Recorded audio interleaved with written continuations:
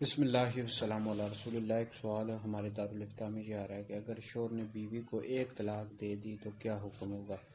तो याद रखिए, अगर शोर ने बीवी को एक तलाक दे दी, मिसाल के तौर पर शोर ने बीवी को बोला मैंने तुझे तलाक दी, तो अब इस सूरत में औरत की जो इद्दत होती है ना, 3 हैज़ होती है। इस दौरान शोर रुजू कर सकता है। रुजू के 2 तरीके होते हैं, कौल से भी रुजू होता है, फेर से भी होता है।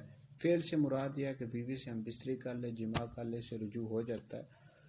तो बहरहाल शोर अगर इद्दत के दौरान रुजू कर लेता है तो उसके पास सिर्फ 2 तलाकों का इख्तियार बाकी रहेगा।